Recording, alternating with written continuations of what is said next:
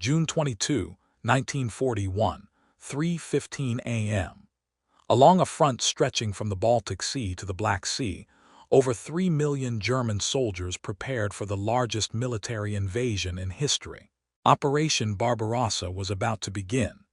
The soldiers had been told they were liberating Russia from Jewish Bolshevism, that the campaign would be over in weeks, that the Soviet Union would collapse like a house of cards. They believed their officers, they believed their Führer. They had conquered Poland in weeks, France in 6 weeks, the Balkans in days. Russia would be no different. They were catastrophically, fatally wrong. The German soldiers who crossed into Soviet territory that summer morning had no idea what awaited them.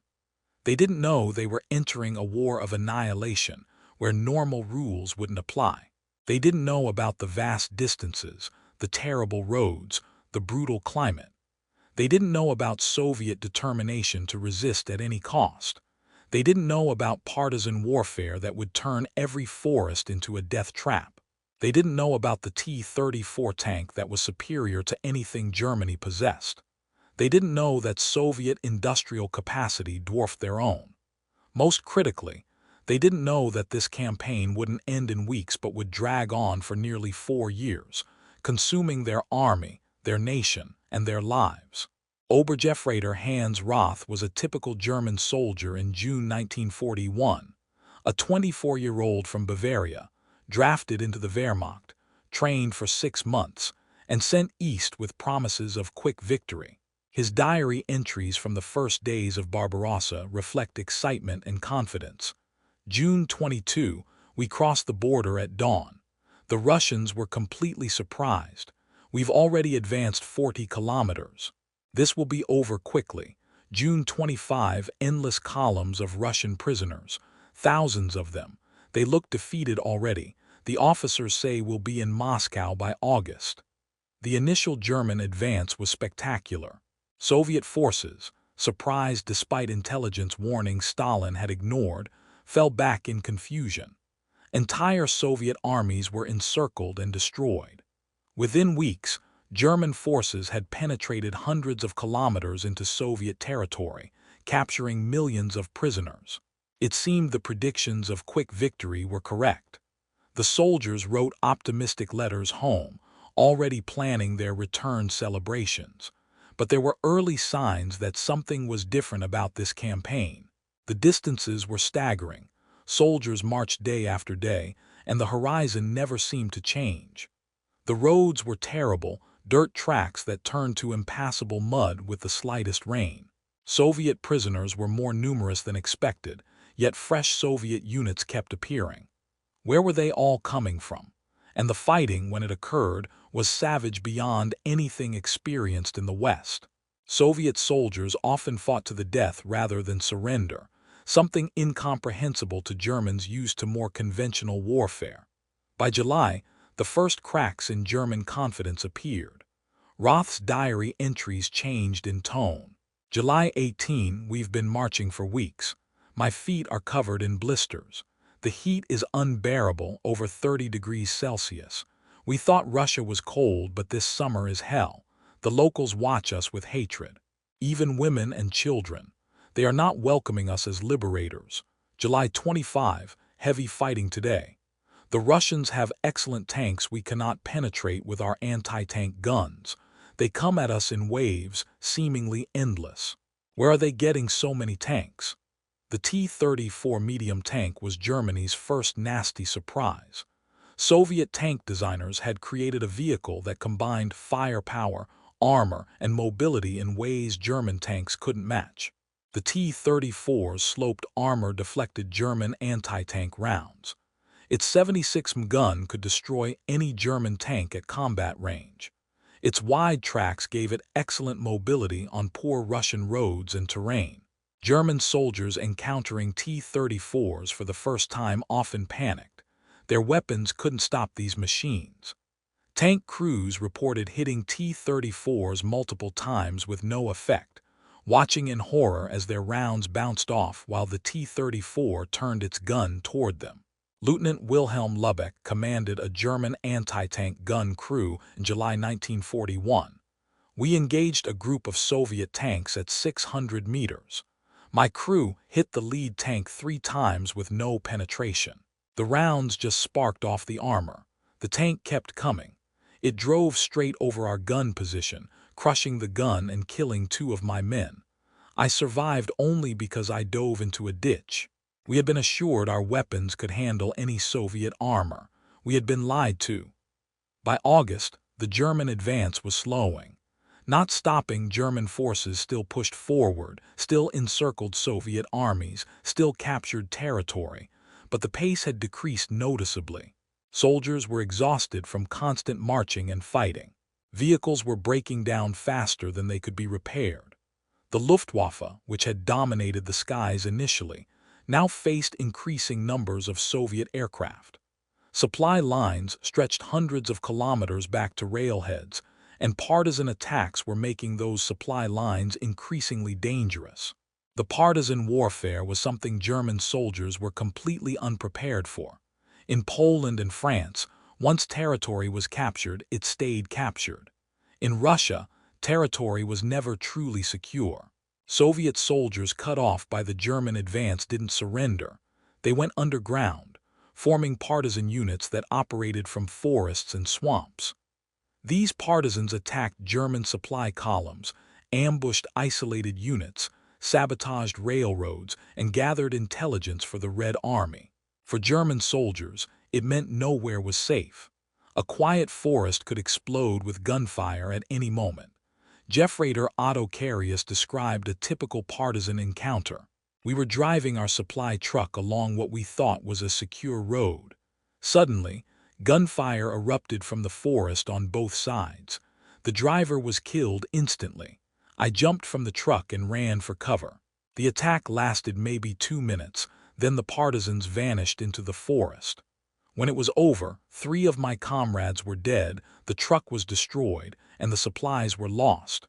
We never even saw the enemy clearly. They were ghosts. September brought new horrors. The autumn rains started, turning Russian roads into rivers of mud. German vehicles, designed for European road networks, became hopelessly bogged down. The famous Rasputitsa, the mud season, had arrived. Tanks sank to their hulls. Trucks couldn't move. Supply columns ground to a halt. Soldiers struggled through knee-deep mud, exhausted by the simple effort of walking. The advance toward Moscow slowed to a crawl, not because of Soviet resistance, but because the environment itself had become the enemy. The German military had planned for a quick summer campaign ending before winter. Therefore, they had not prepared adequate winter clothing or equipment. This was a decision that would kill tens of thousands of German soldiers. As September turned to October and October turned to November, temperatures began dropping. Soldiers still wore their summer uniforms. They had no winter coats, no proper boots, no gloves designed for extreme cold. The Wehrmacht, which had conquered most of Europe, was about to be defeated by weather it should have anticipated but didn't. November 1941 brought the first taste of Russian winter. Temperatures dropped to -10 degrees Celsius, then -20, then lower. German soldiers suffered immediately and catastrophically. Weapons froze and wouldn't fire. Vehicle engines wouldn't start, or if they did start, the oil froze and destroyed the engines. Frostbite became epidemic. Soldiers lost fingers, toes, ears, noses to the cold. Men who fell asleep on guard duty froze to death at their posts. The cold killed more Germans in November and December 1941 than Soviet bullets. Roth's diary entries from November are heartbreaking. November 15. It is so cold I cannot describe it. My fingers are black with frostbite. I can barely hold my rifle. We burn anything we can find for warmth, furniture from abandoned houses, fence posts, even our own supply crates. It is never enough. Men are dying from cold every day. Where are the winter uniforms we were promised? November 28, temperature -35 degrees today. My feet are frozen solid in my boots. I cannot feel them anymore. I think about home constantly, about warmth, about my mother's kitchen. I wonder if I will ever see Germany again. The cold affected everything. Lubricating oil in weapons froze, making rifles and machine guns useless. Tank engines required fires to be lit underneath them for hours before they could start. Artillery recoil mechanisms froze. Even food froze solid and couldn't be eaten without thawing, which required fires that were difficult to make and gave away positions to Soviet artillery. The German army was literally freezing to death within sight of Moscow. Meanwhile, Soviet forces were receiving reinforcements from Siberia, troops equipped and trained for winter warfare. These fresh divisions, wearing proper winter uniforms, attacked the freezing Germans with devastating effect. In early December 1941, the Soviet Union launched a massive counteroffensive around Moscow. German forces, weakened by cold, exhausted by months of fighting, and shocked by the sudden reversal, fell back in disorder. It was the first major German retreat of the war, and it shattered the myth of Wehrmacht invincibility. The psychological impact on German soldiers was profound. They had been told they were the master race, that Slavs were subhuman, that victory was certain. Now they were retreating, freezing, dying in vast numbers, defeated not by Soviet soldiers alone, but by the combination of Soviet resistance and an environment they couldn't master. The confidence of June had turned to desperation by December, but the war was just beginning. The soldiers who survived that first winter learned that their initial optimism had been based on delusions. This wasn't a campaign that would end in weeks. This was total war against an enemy that would never surrender, fought across distances that seemed endless, in climates that ranged from extreme heat to extreme cold, against partisans who turned every forest into a battlefield, with supply lines that stretched impossibly long. The discovery of Soviet industrial capacity was another shock. German intelligence had estimated Soviet tank production at perhaps 1,000 per month. The actual figure was closer to 2,000 and increasing. Every time German forces destroyed a Soviet tank division, two more appeared. The Germans had assumed that capturing Soviet industrial areas would cripple production, but Stalin had evacuated entire factories east of the Urals, beyond German reach. These factories, operating 24 hours a day with workers who believed they were fighting for survival, produced weapons in quantities Germany couldn't match. Unteroffizier Karl Futsch wrote to his wife in January 1942, "We were told this would be easy. We were told the Russians were inferior. We were told they would collapse quickly. Every word was a lie. The Russians fight with a fanaticism we cannot match. They have more soldiers than we can kill, more tanks than we can destroy, more territory than we can occupy. I don't know how this ends anymore. I used to believe in victory. Now I just hope to survive." The atrocities committed by German forces against Soviet civilians and prisoners created another unexpected problem. They ensured Soviet resistance would be absolute.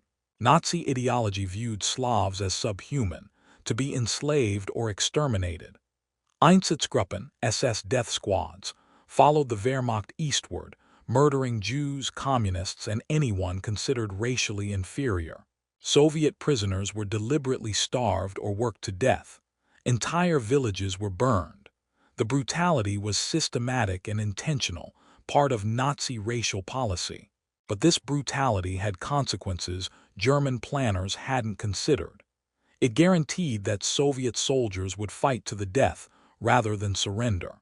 It turned the entire Soviet population into enemies who would support partisans, provide intelligence to the Red Army, and resist occupation with every means available.